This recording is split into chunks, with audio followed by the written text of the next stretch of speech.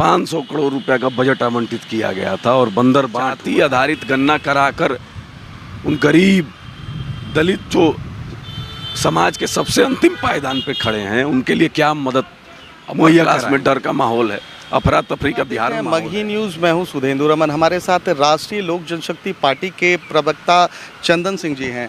चंदन सिंह जी, आज जातीय जनगणना पर जो है हाईकोर्ट ने रोक लगा दी है, क्या कहेंगे? देखिए, त्रुटिपूर्ण और दोषपूर्ण राज्य सरकार के द्वारा जाति आधारित गणना कराई जा रही थी, जिसको माननीय हाईकोर्ट ने अंतरिम रोक लगा दी है।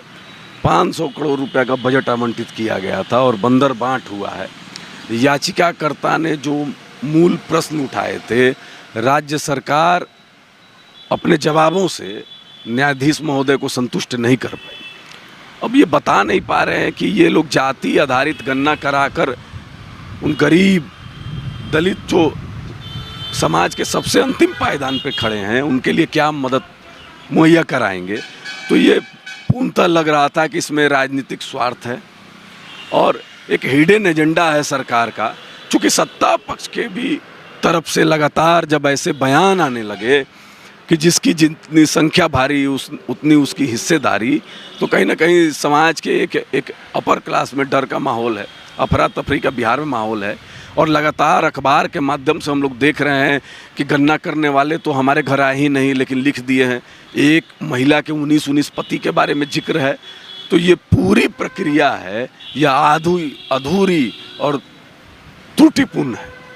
बाबा बागेश्वर धाम के महंत देवेंद्र शास्त्री पटना आ रहे हैं 13 तारीख को, लेकिन राजनीतिक गलियारों में अभी से ही घमासान मच गया है।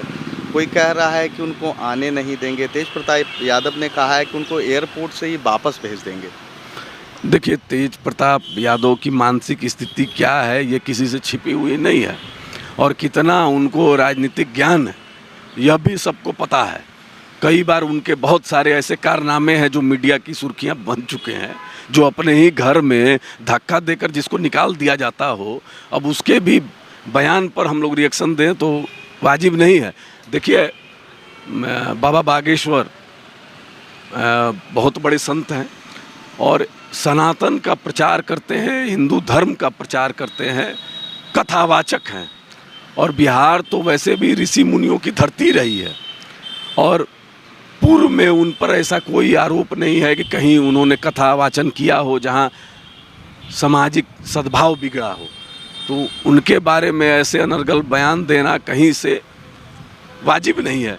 वैसी पार्टी को जो तुष्टीकरण की राजनीति करती हो, जो 80 बनाम 20 की बात करती हो, जो पूरे बिहार को करबला बना देने की बात करती हो, जो हिंदुओं के सबसे पवित्र ग्रंथ रामायण का विरोध करती हो, तो हम लोग क्या कहें से, हम लोग स्वागत कर रहे हैं बाबा बागेश्वर का। जगदानंद सिंह तो इतना कह रहे हैं कि ऐसे संतों को जेल में होना चाहिए। देखिए, अब आदरणीय जगता बाबू के बारे में हम लोग क्या कहें जब वो ऐसी बात कर देते हैं।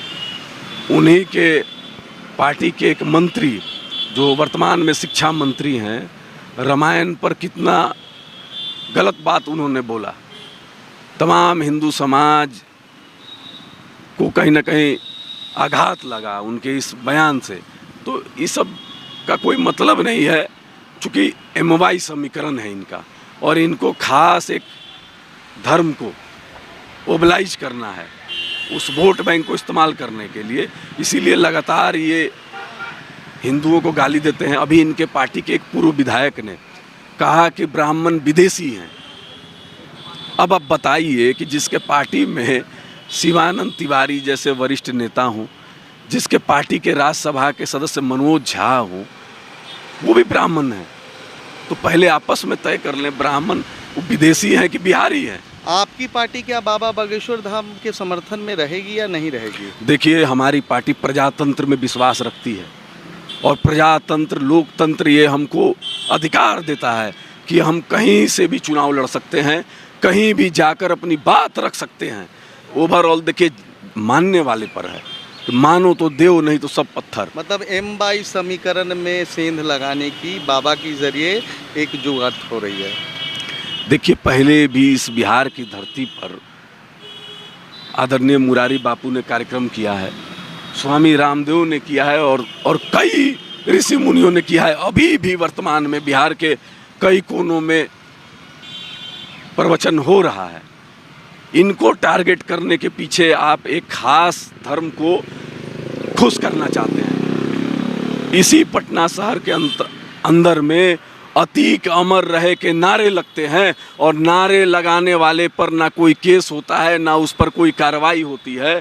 तो ये समझा जा सकता है कि आप कहीं ना कहीं मुसलमानों को एक एज देना चाहते हैं और ये बताना चाहते हैं कि हम आपके साथ हैं और हिंदुओं के खिलाफ में हैं। राष्ट्रीय लोक जनशक्ति पार्टी बाबा बागेश्वर के साथ है, उनके कार्यक्रम होने देने के पक्ष में है। अगर उनके तरफ से कोई ऐसा बयान आएगा तब फिर मैं इस पर कुछ बोलूँगा। तो ये थे चंदन सिंह जी, जो कि राष्ट्रीय लोक जनशक्ति पार्टी के प्रवक्ता हैं। उन्होंने साफ तौर पर कहा है कि बाबा बागेश्वर धाम के जो महंत हैं धीरेंद्र शास्त्री जी का प्रोग्राम ज़रूर होना चाहिए। इसे किसी भी राजनीतिक रंग में नहीं रंगने देना है।